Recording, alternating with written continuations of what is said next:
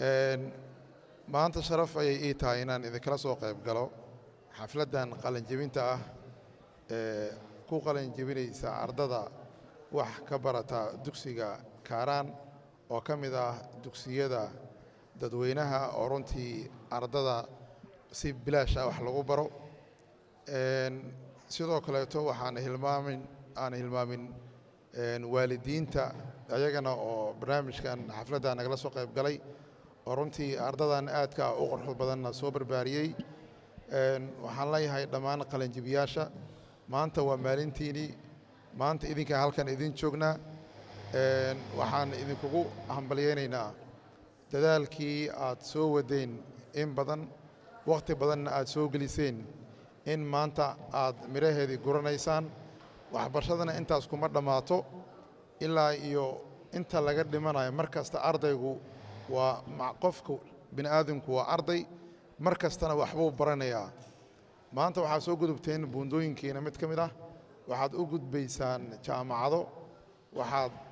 haddeertaan u gudbaysaan jaamacad. waxaa laydinkaga sugayaa inaad doorataan filligii aad baran lahayd, takhasus waxaad ka dhigan lahayd, mustaqbalkaada maxaad doonaysaa inaad ku shaqayso, maxaad doonaysaa dadka inaad wax ugu tarto, maxaad doonaysaa inaad waalidiintaada iyo walaalahaaga iyo bulshadaada iyo dhammaan dadka Soomaaliyeed inaad wax ka beddesho. waan idinku dhiirigelinayaa inaad waxbarashadiina halkaas aad ka sii wadaan.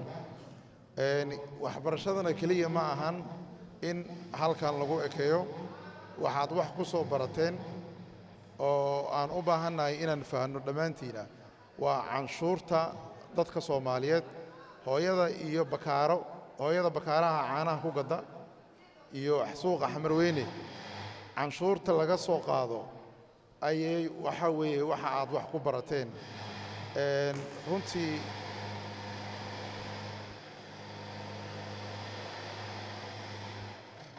waxaa iyadana sidoo kaleeto oo ammaan mudan macallimiinta aadka u quruxda badan oo heerka maanta aad taagan tihiinna la'aanteed aysan ahaan lahayn suurtagal. macallimiintuna iyagana waxaan leeyahay macallimiinta dugsiga Kaaraan iyo dhammaan howlwadeennadana waad ku mahadsan tihiin barbaarinta aad soo barbaariseen ardadan aadka u quruxda badan oo maanta gaaray mid ka mid ah guulihii ay rajaynayeen.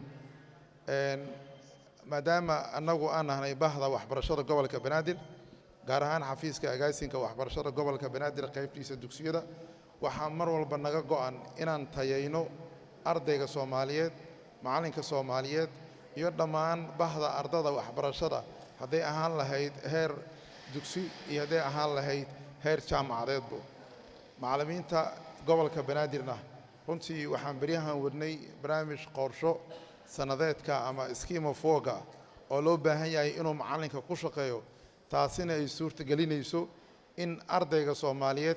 buugga manhajka loogu talagalayna in sidii loogu talagalay uu ku dhammaado, maadaama sanadka uu yahay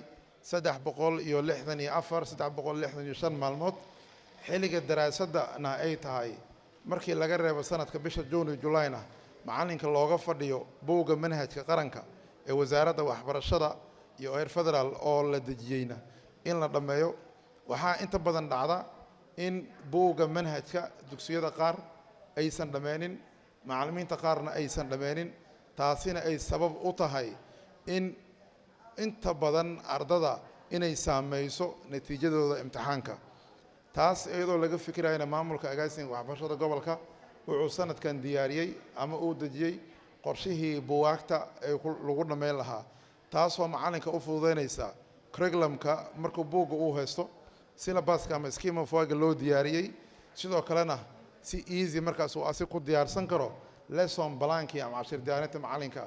halkaasina ay ugu fududaanayso macallinka in uu manhajkii uu si nabada ku dhammeeyo iyadoo aan waqtiga ka lumin.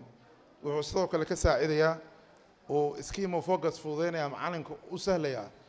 bisha September ama bishan August maanta noo furmatay isbuuca ugu horeeyo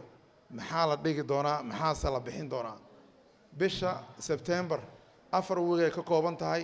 muxuu macallinka dhigay lahaa, waxaasoo dhan meeshay ku diyaarsan yihiin. bisha November macallinka muxuu dhigaa isbuuca koowaad, isbuuca labaad muxuu dhigaa, isbuuca saddexaad, intaasoo dhanna waxay ku diyaarsan yihiin meesha. afarta bilood ugu horeysa oo iskuulaadka intay furan yihiin cashirada baxay waa kuwa ku diyaarsan scheme foga muddada wax la baranayna waxay ku beesgaraysan tahay ilaa iyo 36 isbuuc oo ka mid ah sanadka 18 isbuuc oo ah qaybta hore ee daraasadda oo ah midtermka inta la galin koor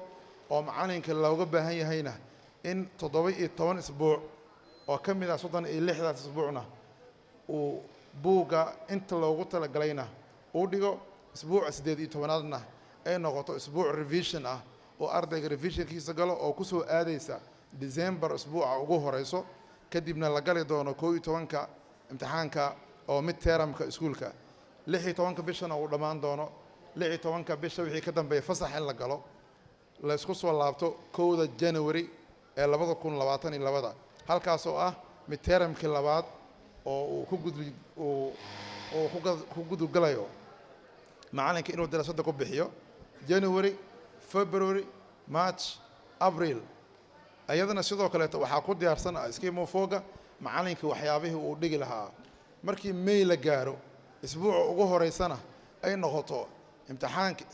revision ama 17 week oo ka bilaabata 1 January May isbuuca ugu horeeyana ay ku noqonayto isbuuca 18aad kaasoo ku soo aadaysa revision kadibna wixii intaas ka dambeeyo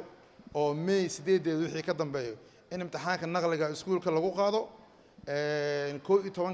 14keedana lagu qaado imtixaankii 8aadka dugsiga dhexe lagu qaado 24ka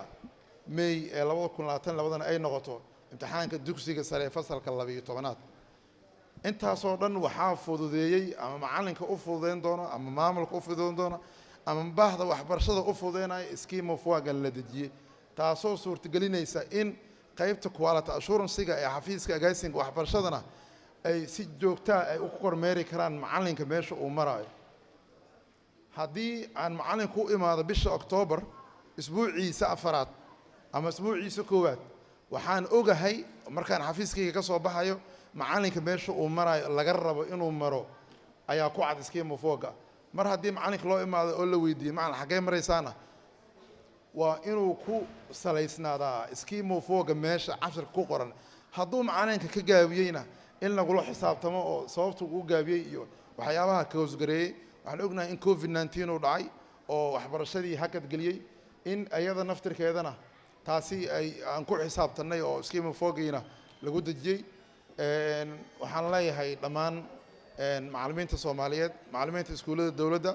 iyo dhammaan bahda waxbarashada in scheme of work-gaas wax badan runtii ka bedeli doono ardada qalin jebinaysana waxaan leeyahay guul baad gaarteen